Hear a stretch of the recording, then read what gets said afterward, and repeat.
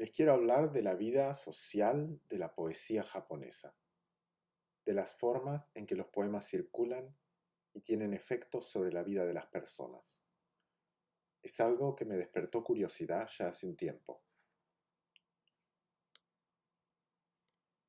Hoy les voy a hablar, decía, de poesía clásica japonesa, o waka. Hay gente que le dice también uta. En primer lugar, ¿qué es el waka? La poesía waka es un género de la literatura, y la literatura es un arte. Eso es más o menos lo que el waka viene siendo estos últimos 100 años.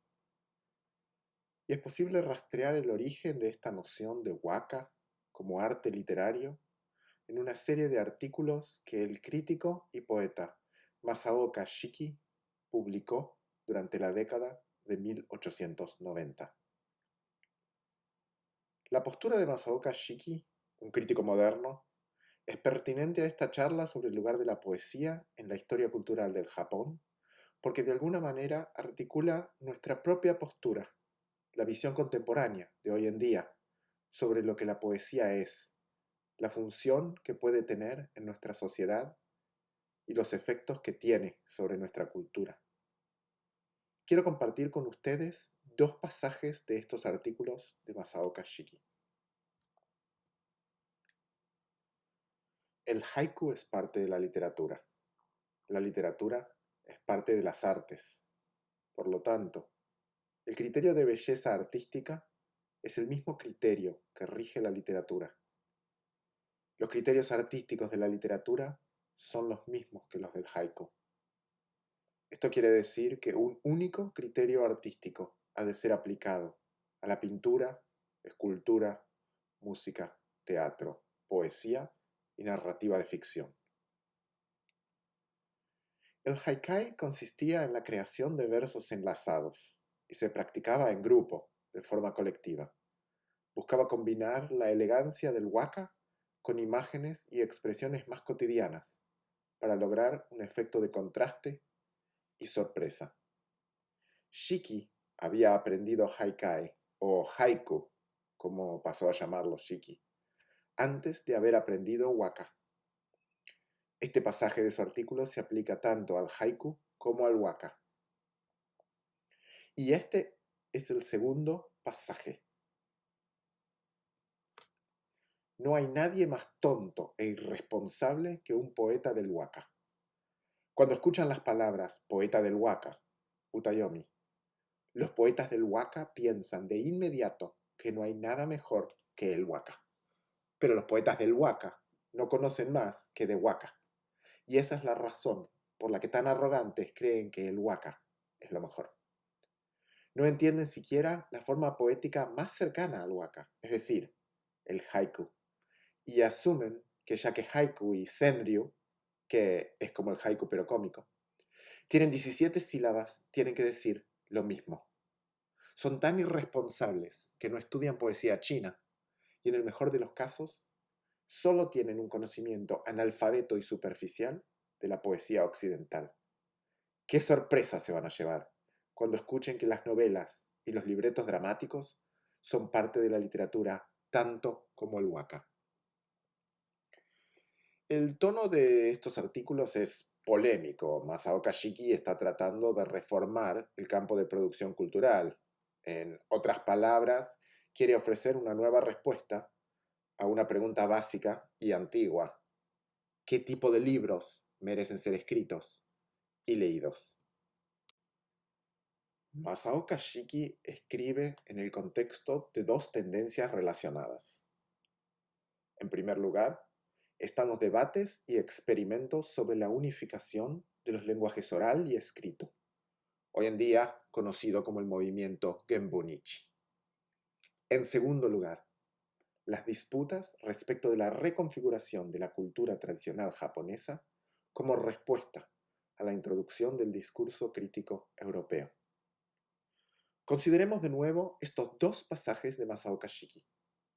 Aquí, la expresión utayomi, tal como la utiliza Shiki, se refiere a los practicantes del waka, lo que llamaríamos poetas, en el sentido estricto, de miembros activos de una comunidad de producción, circulación y consumo recíproco de poemas. Y más específicamente, se refiere a la producción de poemas nuevos. Utayomi es un sustantivo que es casi un verbo transitivo, aquella persona que compone poemas. Lo que quiero enfatizar hoy es que la importancia cultural de la poesía waka no se limita a los círculos de poetas activos en los que Shiki está interesado. Permítanme ofrecerles algunos ejemplos de poemas waka que se han vuelto parte de la trama de la vida cultural y cotidiana de Japón. Por ejemplo, los diseños de moda, en lo que los poemas aparecen bordados. Aquí, el diseño esconde unos pocos caracteres que traen a la memoria un viejo poema de Fujiwara no Shunzei, un poeta del siglo XII. El poema dice: el fondo del río Tama en Ide, tan puro, refleja la luz, y capa tras capa se apilan las flores de la querria. Y vemos que las flores que aparecen también bordadas sobre la tela son las mismas querrias que menciona el poema.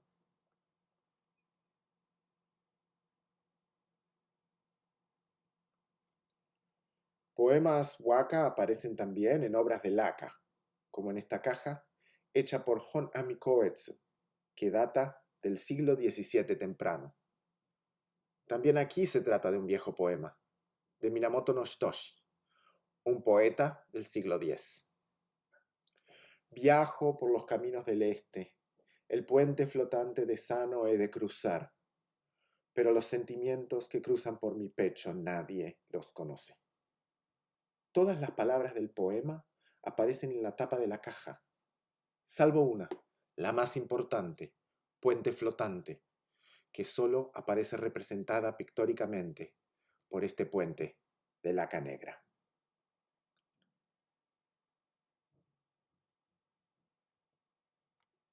Poemas waka aparecen también en obras de cerámica, como en esta taza de té de Otagaki Rengetsu, de mediados del siglo XIX. El polvo de este mundo barrido lejos de aquí y en el futuro, 1000 generaciones unidas por el viento en los pinos de mi choza.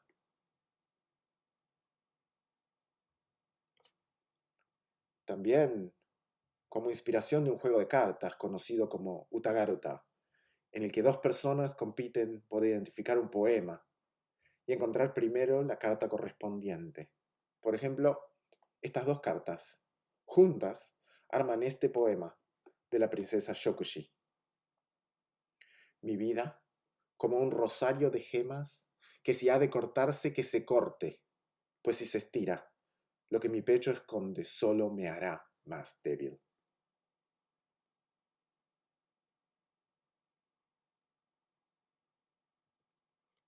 También encontramos casos en los que los poemas waka pueden estar presentes aún sin un poema, como en estos biombos de Ogata Korin, que muestran un episodio de los cuentos de Ise del siglo X, en el que el protagonista es exiliado y llega a un lugar que se llama Ocho Puentes. Y aquí vemos los puentes. Allí el poeta compone un poema en el que expresa su deseo de ver a su esposa que se ha quedado en la capital. Como una prenda de tela china que se ha acostumbrado a mi piel, mi amada, tan lejos de ella, me empuja el viaje. Pero en el poema, cada línea comienza con una sílaba diferente de la palabra kakitsubata, que significa lirios. Aquí les propongo entonces una traducción alternativa. La textura que la tela china íntima sobre mi piel rodeada como mi amada. Ignorados lugares he de visitar cuando obre el viaje, la distancia. Los lirios, escondidos en el poema, son la imagen principal de este par de biombos. Y finalmente, en ocasiones lo que aparece no es un poema en particular, sino la tradición poética en su totalidad. Siglos y siglos de poemas, como en este plato decorado con un motivo de hojas de otoño y agua. Aquí, la referencia es al río Tatsuta, celebrado por sus hojas de otoño en innumerables poemas. Entonces, si la poesía waka es más que la mera creación y disfrute de poemas, ¿qué es? ¿Por qué hay poemas en todos lados? ¿Cómo llegó a adquirir la poesía waka esta importancia cultural? La poesía waka originalmente surgió como una práctica aristocrática y gradualmente se extendió a otros espacios sociales a través de diferentes canales de transmisión a lo largo de más de 1000 años. Pero el waka siempre continuó estando marcado por su conexión con la corte imperial. La composición de poemas waka comenzó en el siglo VII como una tradición de poesía vernácula con la que los ministros y oficiales de la corte de Yamato se imaginaron a sí mismos como miembros de una civilización imperial. Esta conexión íntima entre poesía vernácula, ideología imperial y estructuras de poder se profundizó en el siglo X temprano con la compilación del Kokinshu, la primera antología oficial del waka, creada por orden del emperador. La conexión entre la poesía waka y la figura del emperador continúa hasta el día de hoy. Aquí vemos un pasaje de una colección de poemas del siglo VIII, del que surge el nombre de la actual era del Japón, Reiwa. Pero a lo largo de los siglos, la poesía waka cobró similar importancia para guerreros, plebeyos y artistas.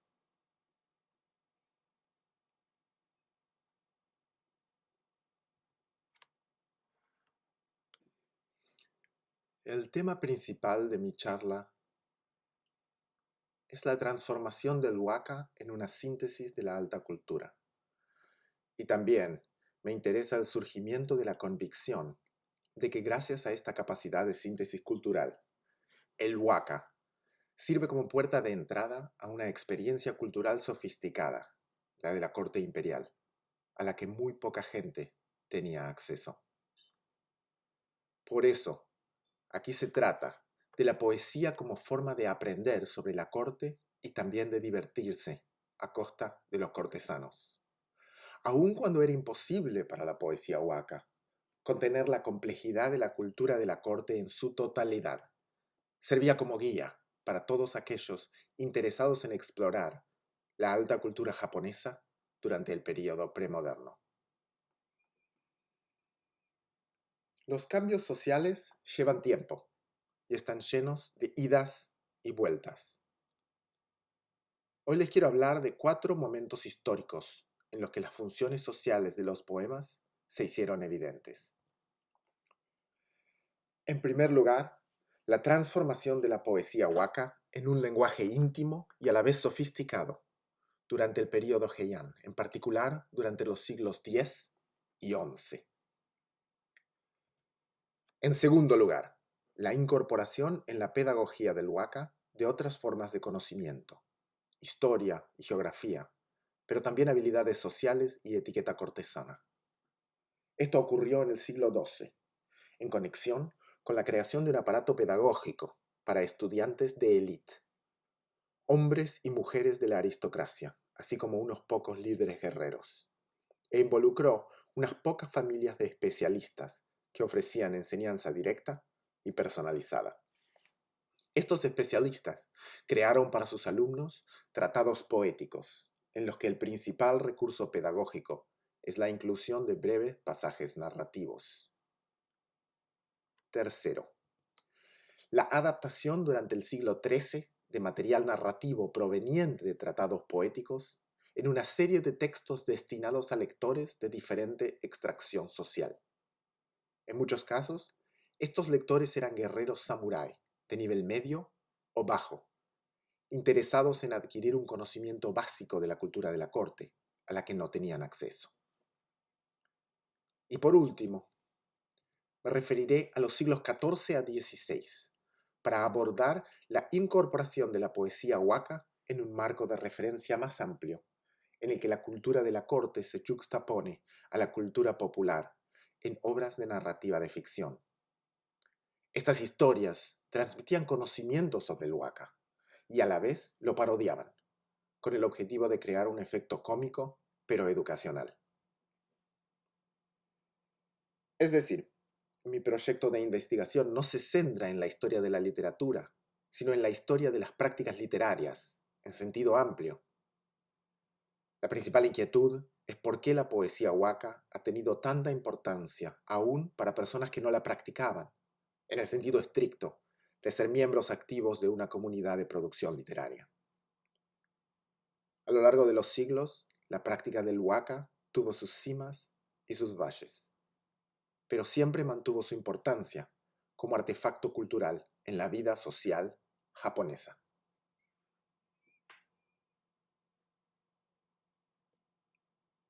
Echemos un vistazo a la práctica de intercambiar poemas waka como forma de diálogo elegante.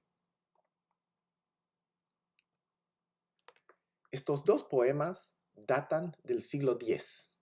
Aparecen en la segunda antología imperial. La concubina del emperador estaba de luto por la muerte de su madre. Había vuelto a su casa y allí recibió una carta del emperador. Le respondió con un poema.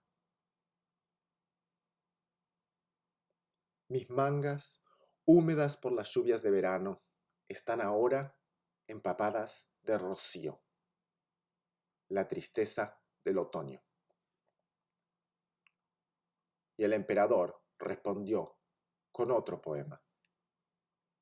El otoño es para todos una estación triste. Lo sé, pero no dejo de pensar en esas mangas empapadas de rocío. El poema de la concubina usa imágenes concretas y asociaciones estacionales típicas. Las lluvias de verano pertenecen al quinto mes, durante la estación húmeda. El rocío y el otoño aparecen juntos en muchos poemas, donde sugieren tristeza y soledad. Mangas húmedas simbolizan un llanto desconsolado. El emperador responde, como es la costumbre, usando las mismas imágenes y expresiones del primer poema, pero combinadas de una forma nueva. El poema de la concubina es más que una celebración de las estaciones del año. Ella habla de una pena que comenzó a principios del verano y dura hasta el otoño. Las costumbres de la época requerían que una persona en duelo abandonara la corte para evitar contaminar al emperador. Si leemos los poemas en el contexto social ofrecido por el breve prefacio, el poema de la concubina funciona como un pedido de más tiempo, una extensión de la licencia por duelo. El otoño ha llegado, marcando el final del periodo de duelo, que se extiende unos 49 días. Ella ahora debe volver a la corte, a servir al emperador, pero se siente demasiado triste aún. El emperador también usa imágenes naturales para comunicar sus condolencias y su empatía, como si dijera, tómate el tiempo que necesites. La capacidad de componer poemas waka era una habilidad esencial para cortesanos de ambos géneros. Requería tanto conocimiento sobre esta forma poética como habilidades sociales y sentido de la etiqueta. Es decir, encontrar el poema justo para cada situación. En este sentido, la poesía waka es una forma muy concentrada de expresión verbal. A la vez, es un artefacto social.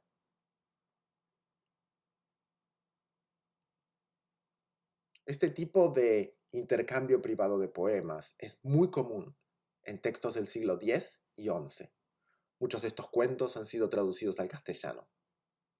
Por un lado, estos textos ofrecen una versión idealizada de la vida cotidiana de la aristocracia.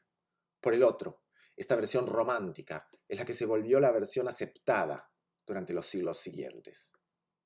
Por más de 1000 años, desde los cuentos ilustrados del siglo XII, pasando por las ediciones impresas del siglo XVII, los aristócratas aparecen así, intercambiando poemas en un jardín exquisito, decorado con las plantas y las flores que se celebran en los poemas waka.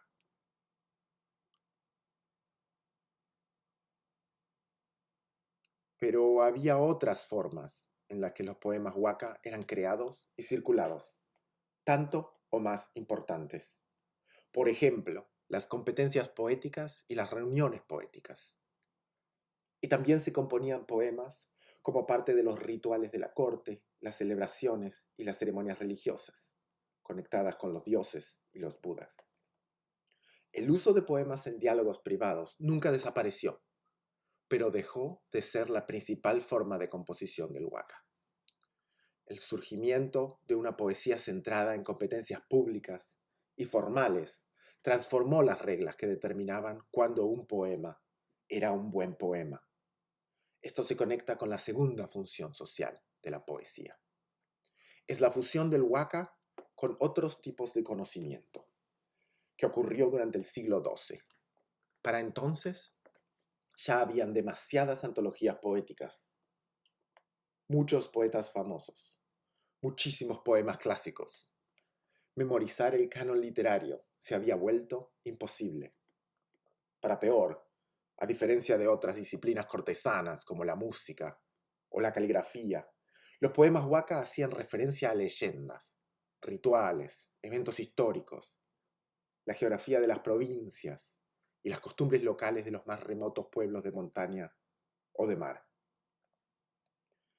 Hasta entonces, cómo componer un waka adecuado para una situación social podía aprenderse como parte de la vida cotidiana en la corte, lo que los antropólogos llaman el proceso de enculturación. Pero la composición para competencias formales y públicas, en las que los poemas eran comparados con otros poemas y juzgados, requería muchos otros tipos de conocimiento. En una competencia formal, los poetas se dividen en dos grupos, el de la izquierda y el de la derecha, y se turnan para componer poemas sobre tópicos preestablecidos. Quiero compartir con ustedes un pasaje de un tratado poético titulado Fundamentos de Poesía. Data del siglo XII temprano y fue escrito por un exitoso poeta de la corte, Minamoto no Toshiyori. Este tratado poético fue encargado por el regente imperial para su hija adolescente, que se estaba preparando para entrar a la corte. En este ensayo, Toshiyori ofrece, por ejemplo, estos dos poemas compuestos para una competencia poética sobre el tópico estándar. Felicitaciones. Esto es lo que cuenta Toshiyori. Estos dos poemas son de la competencia poética del 9º día del 11º mes del 4º año de la era Eisho, durante el reinado del emperador Goreze. Poema de la izquierda, por el monje Noin. En el monte Kasuga, junto a un peñasco el pino, cuida de mi señor. No solo por 1000 años, sino por millares de generaciones. El poema de la derecha, por el controlador Sukenaka. En Iwashiro, sobre la cima de la montaña, sopla el viento y pasan los años, pero el verde de los pinos no ha de cambiar nunca.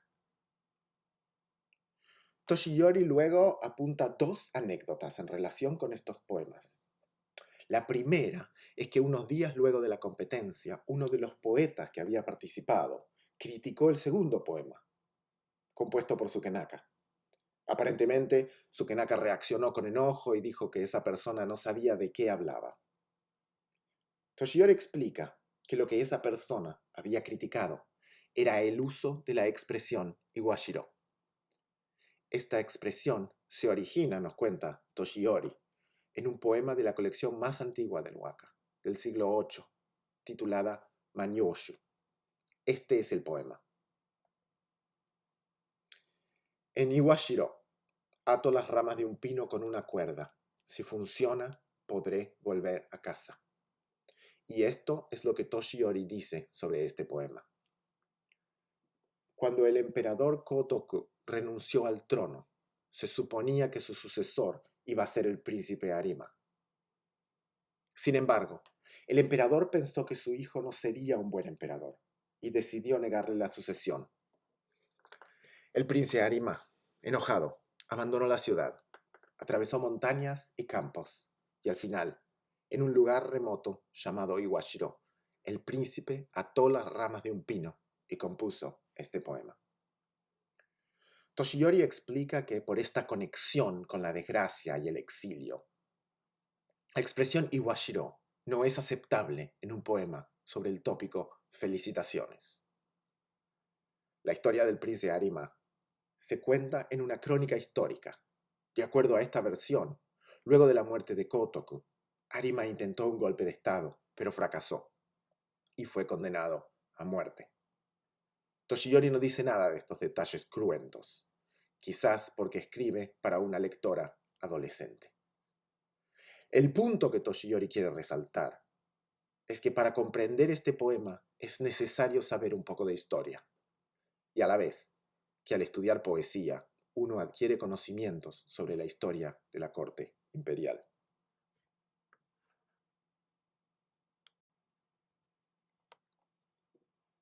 Pero volvamos a los poemas de la competencia poética. Toshiyori nos cuenta una anécdota más, esta vez en relación al poema de la izquierda. La cuestión es que cuando el juez de la competencia poética estaba a punto de anunciar al ganador de esta ronda, lo interrumpió el regente imperial, quien pertenecía a la poderosa familia Fujiwara, y exigió al juez que sea declarado ganador el poema que mencionaba el santuario de Kasuga. Kasuga, en la ciudad de Nara, es el santuario principal de la familia Fujiwara. Presionado por el regente, el juez determinó que el ganador sea el poema de la izquierda, el que mencionaba a Kasuga.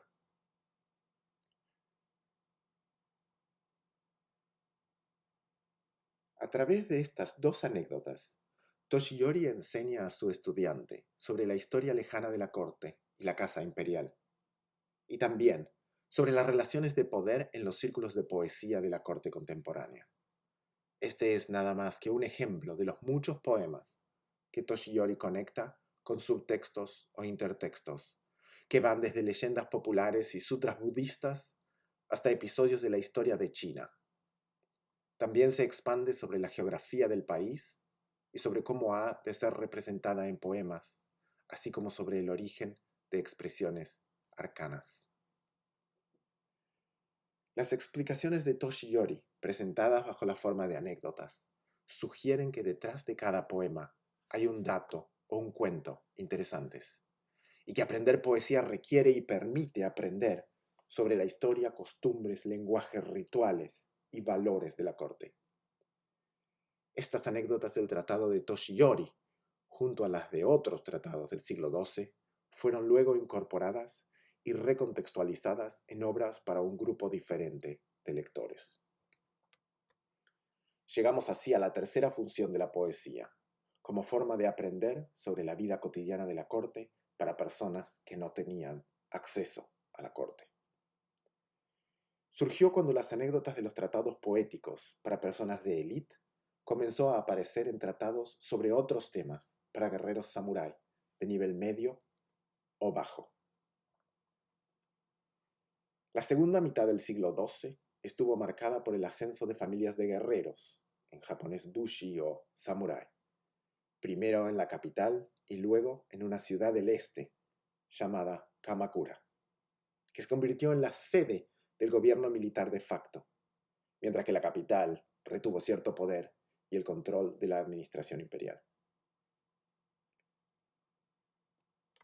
En particular, lo que me interesa a mí es lo siguiente.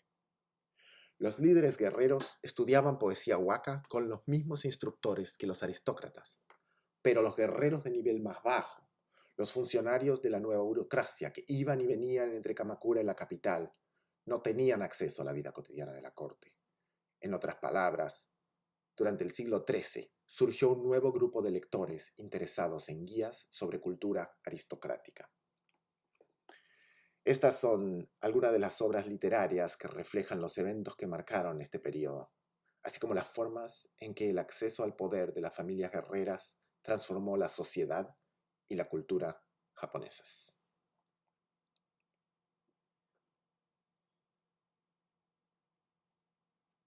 Uno de estos textos se titula Las 10 lecciones. Es una colección de anécdotas organizadas en 10 capítulos que tratan, por ejemplo, sobre cómo evitar la arrogancia, tener cuidado al hablar con otras personas, ser leal y honesto, etc. Las anécdotas que ilustran cada una de estas lecciones están protagonizadas por aristócratas de la corte. Muchas de estas anécdotas provienen de tratados poéticos del siglo anterior e incluyen poemas waka. La mayoría de las anécdotas sobre poemas y poetas del waka pertenecen a la lección 10, que trata de la importancia de adquirir conocimientos y habilidades, en particular sobre poesía waka.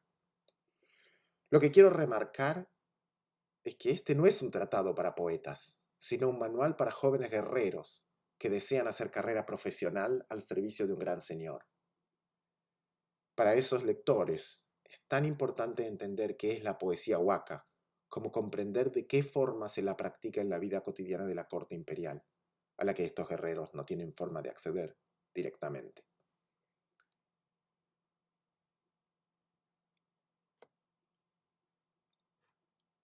Otro tratado es la colección de historias escritas y oídas ayer y hoy. Es una colección de anécdotas organizada en capítulos temáticos que van desde religión y medicina hasta juegos de azar, comida, plantas, insectos y por supuesto poesía waka. Esto sugiere una intención enciclopédica, pero el contenido de cada capítulo es anécdotas que tratan sobre la vida cotidiana en la corte y los intereses de los aristócratas. Muchas de estas anécdotas fueron extraídas de tratados poéticos del siglo anterior. Una de las características de obras como estas es que contienen muchas anécdotas en las que los poemas waka tienen efectos beneficiosos para los poetas, que pueden ir desde conquistas románticas y premios hasta evitar castigos o curar enfermedades.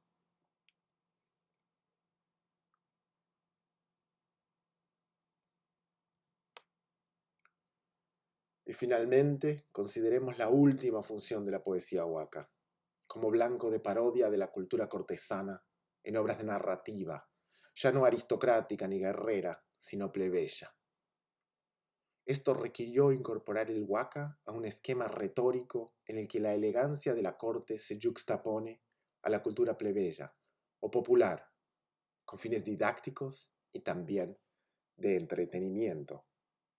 Los siglos XIV a XVI estuvieron marcados por la inestabilidad política y social. De este caos constante surgió una serie de colectivos de productores de bebidas alcohólicas, luego financistas y recaudadores de impuestos, conocidos como los machishu, o simplemente la gente del barrio, que gradualmente se transformaron en una nueva clase social de acaudalados mercaderes urbanos. En cuanto estos emprendedores acumularon poder económico, desearon adquirir conocimiento y habilidades sobre la alta cultura de sus clientes, y en muchos casos, aristócratas y guerreros. El mundo de la poesía waka con el que los guerreros se encontraron en el siglo XIII había sido dominado por los poetas de la corte. Este no sería el caso para los mercaderes urbanos, que desde el siglo XIV buscaron aprender waka, pero a la vez celebrar sus propias preferencias culturales. Vimos antes las dos situaciones principales en las que los aristócratas componían poemas waka, como diálogo privado o en competencias poéticas públicas. Estas dos ocasiones aparecen representadas en las narrativas de ficción para mercaderes urbanos. Hoy les voy a hablar de dos de estos cuentos: el libro de las institutrices y el libro del mono Genji. Como muchos otros cuentos de la época, son anónimos y no sabemos cuándo fueron creados. Durante muchos años circularon como manuscritos hasta que a principios del siglo XVII fueron publicados como parte de una colección impresa. Lo que tienen de interesante estos cuentos es que transmiten conocimiento sobre la poesía huaca y a la vez se burlan de ella, refuerzan la autoridad cultural tradicional y a la vez la subvierten.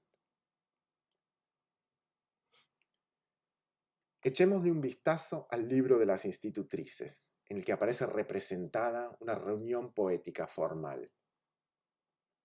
Cuenta la historia de dos jóvenes hermanas aristocráticas que crecen bajo la tutela de dos institutrices diferentes. Una representa la cultura de la corte, la otra la nueva cultura de los mercaderes plebeyos. Este cuento tiene una intención didáctica y presenta las diferencias culturales como una serie de dicotomías coordinadas. Una institutriz enseña caligrafía, la otra contaduría. Una enseña moderación, la otra el disfrute excesivo de comidas y bebidas. Una enseña la novela cortesana, la historia de Genji, la otra la balada guerrera, el cantar de los heike. Cuando los padres se enteran de lo que la institutriz plebeya enseña, la despiden. El clímax del cuento se alcanza durante un encuentro poético sobre el tópico La luna del otoño. Los padres y la hermana menor componen poemas huaca elegantes y sobrios. La hermana mayor compone un poema que comete el error de ser cómico. La hermana menor compuso este poema. Cubierta de flores, velada por la bruma, la luna en primavera. Pero en esta noche de otoño el cielo es incomparable. La hermana mayor compuso este otro poema. Con tanta atención, seguir contemplándola es inútil, se llama así, pero no me entra en la boca esta media luna. El narrador agrega que este último poema dejó a todos boquiabiertos de horror. El primer poema, de la hermana menor, es correcto al punto de ser trillado. El poema de la hermana mayor, en cambio, intenta ser gracioso. El humor con frecuencia se pierde en la traducción. Mochizuki, luna llena, es un juego de palabras con mochizuki, golpear arroz glutinoso para hacer dulces. Sora, el cielo, es un juego de palabras con Sora, vacío, falso. La poeta finge desilusión por no poder comerse el dulce que brilla en el cielo. Para intentar preservar el humor, aquí yo traduje como media luna, es decir, un croissant, lo que en realidad es un dulce de arroz glutinoso conocido como mochi. De nuevo, el cuento ofrece una dicotomía entre la poesía huaca aristocrática y la poesía kioka, popular, humorística, irreverente. Y aquí es donde la cosa se pone interesante. Huaca y kioka no son realmente opuestos dicotómicos. El humor de un poema kioka solo funciona si se lo lee como una ruptura con las convenciones y reglas del waka. Leamos el poema de nuevo. Las primeras 3 líneas son ortodoxas. El humor llega en las últimas 2. Los poemas kioka funcionan como esos chistes de los comediantes del stand-up. Las primeras 3 líneas son el setup y las últimas 2 son el punch. Sin waka, el kioka no tiene sorpresa. En otras palabras, kioka es una parodia del waka, pero a la vez lo necesita. Al burlarlas, también transmite las reglas y convenciones del waka. Este poema destruye la principal idea detrás de este cuento, que la cultura aristocrática y la cultura plebeya son incompatibles, dicotómicas, y que por extensión el mundo de la aristocracia y el de la plebe son 2 espacios sociales separados y estancos. Y, generalizando, quisiera agregar que la relación entre alta cultura y cultura popular en cuentos como este es kiokaesca, una relación no de oposición, sino de simbiosis en la producción y transmisión de cultura.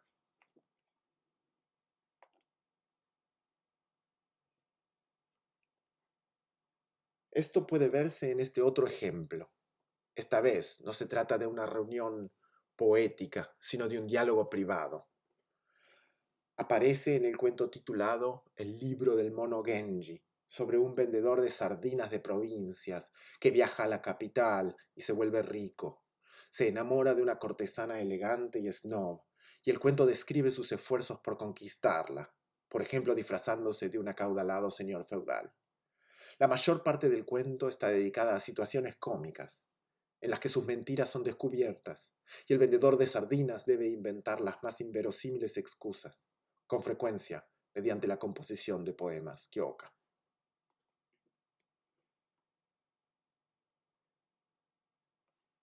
El clímax del relato ocurre cuando el hombre finalmente seduce a la cortesana. Durante la primera noche que pasan juntos, sin querer, se le escapa un grito de sardinas, sardinas, baratas las sardinas, tal como solía anunciar por la calle durante años. Ella se da cuenta de que se trata de un vendedor de pescado y se lo dice. La respuesta del vendedor es absurda, pero interesante. El hombre explica que dijo sardinas porque estaba pensando en una anécdota sobre la famosa poeta de la corte Izumi Shikibu, que vivió entre los siglos X y XI. El hombre dice que recuerda, pero en realidad inventa, que Izumi Shikibu tenía un amante que una vez la descubrió comiendo una sardina. Avergonzada, ella intentó esconderla, pero él pensó que lo que escondía era una carta de otro amante. Presionada para mostrar lo que escondía, ella compuso este poema. En el país del sol naciente, tan famosa, de un manantial entre las rocas surge el agua pura del santuario Iwashimizu. ¿Es que acaso hay alguien que no haya peregrinado para beberla? Cuando el amante de Izumi Shikibu escuchó este poema, decidió perdonarla. Esta es la anécdota que el vendedor de sardinas le contó a su amada como excusa por haber dicho sardinas entre sueños. En el cuento, esta conversación no busca ser realista, sino absurda, para entretener al lector con su humor. Iwashimizu es un santuario al sur de la capital. Fue fundado en el siglo IX y recibió el mecenazgo de la Casa Imperial.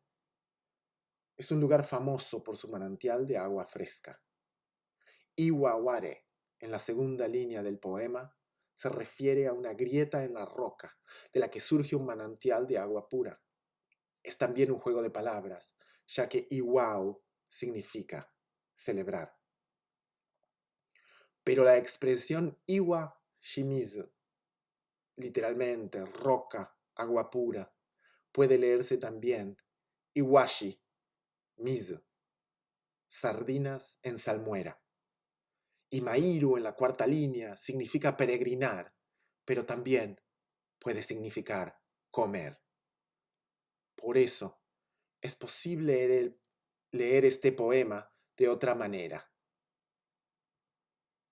En el país del sol naciente, tan famosa, de un manantial entre las rocas surge la sardina en salmuera.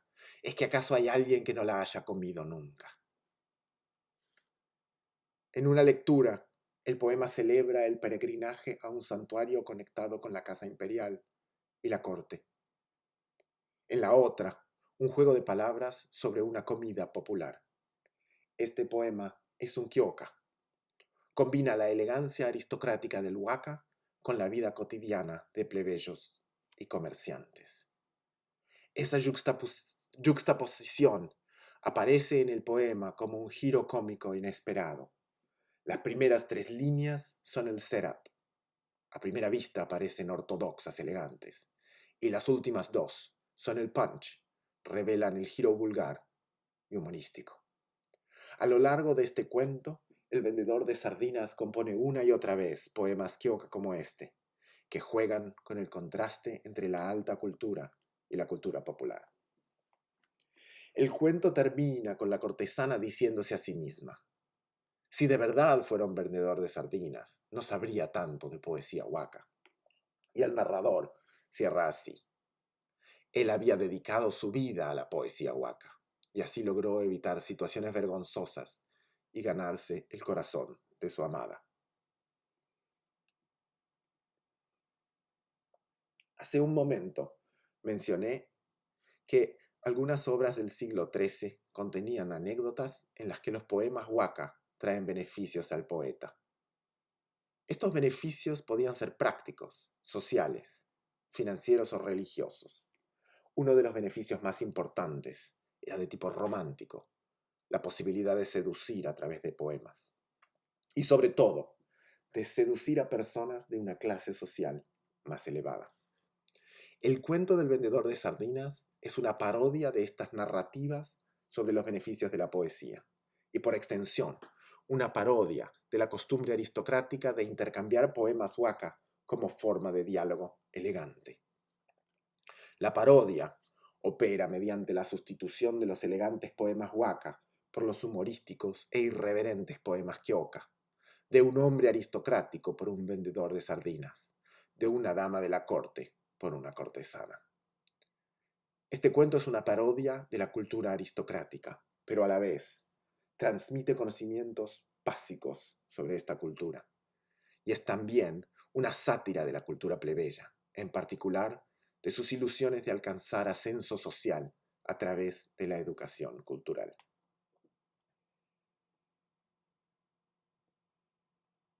A los que se interesen por la cultura del período Edo o de modernidad temprana, esta yuxtaposición entre alta y baja cultura les va a resultar familiar. En el contexto del período Edo se la llama ga-zoku y aparece tanto en textos de narrativa de ficción como en obras pictóricas. Lo que quiero proponer aquí es pensar que esta dinámica ga-zoku puede extenderse o puede entenderse como una extensión a otros formatos, por ejemplo, el visual, de esta dinámica más temprana entre el waka y el kyoka. Estos son los 4 aspectos de la vida cultural de la poesía japonesa. La poesía waka como diálogo privado entre aristócratas, como forma de aprender sobre historia, geografía, etc. Como forma de aprender sobre la corte para personas que no acceden a la corte. Y como blanco de parodia de la cultura cortesana, con poemas irreverentes como pivote de la naciente cultura popular. Hasta aquí he recorrido los ejemplos de forma cronológica, pero no quiero por eso sugerir que en cada caso lo nuevo vino a reemplazar a lo antiguo. De hecho, estas 4 funciones son compatibles entre sí. Se combinaron en diferentes proporciones en diferentes textos y géneros. Por eso, pensando ya menos históricamente y más teóricamente, estos 4 modos de hacer waka se pueden relacionar con 2 conceptos. Uno es el de la síntesis cultural, el otro es el de la cultura total. La noción de cultura total surge de la de una institución total, en los desarrollos del sociólogo canadiense Erving Goffman. Una institución total es un lugar que busca, a través del encierro y el control de la rutina diaria, aislar a las personas de la comunidad que las rodea. Los ejemplos clásicos son una cárcel de máxima seguridad, un hospital psiquiátrico o un crucero por el Caribe. Una institución total es en cada caso un proyecto destinado al fracaso. Siempre va a haber contacto con el exterior. La noción de cultura total se refiere, por analogía, a un constructo cultural que busca representar la totalidad de la experiencia de un grupo de personas, una clase social o un grupo étnico. La cultura total es también una ilusión inalcanzable.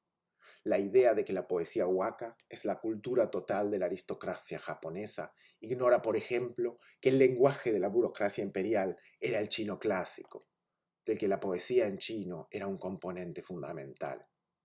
La composición y recitado de poemas en chino era inseparable de la ideología estatal, en tanto encarnaba el proyecto de reproducir la cultura cosmopolita y los esquemas cosmológicos del centro continental por parte de una corte periférica como la japonesa.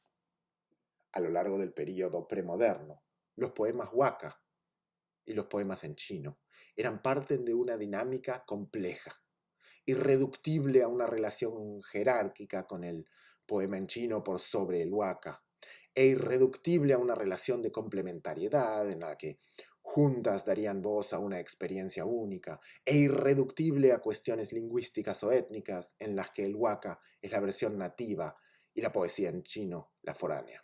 Es decir, no hay cultura total. Es imposible. El waka no puede expresar en su totalidad la experiencia aristocrática. Esto nos lleva a la noción de síntesis cultural o en japonés sogo bunka. Surge de la constatación de que si bien el waka no puede contener la totalidad de la cultura de la corte, puede servir como punto de partida, como eje organizador, como una suerte de guía para las personas interesadas en aprender sobre la cultura aristocrática. La poesía waka tuvo este rol de puerta de entrada a la cultura de la corte imperial durante todo el período premoderno. La reforma realizada por Masaoka Shiki a fines del siglo XIX cortó los lazos entre la poesía waka y el espacio social del que había emergido. La poesía waka se volvió expresión literaria y dejó de servir como síntesis cultural.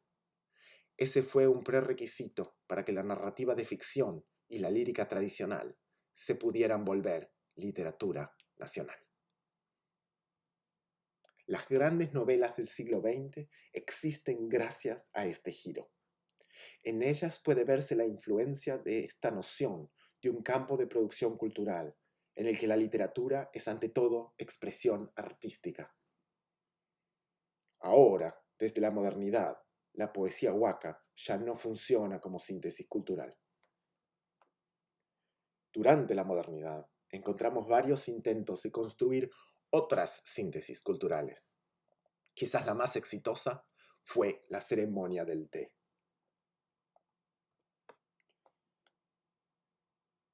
La ceremonia del té, o chanoyu en japonés, surgió originalmente en el siglo XVI y tomó la forma que tiene hoy a fines del siglo XIX.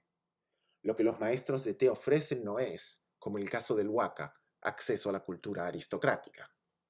La idea es que la ceremonia del té sirve como síntesis cultural de lo que denominamos cultura japonesa tradicional, un concepto surgido en la modernidad.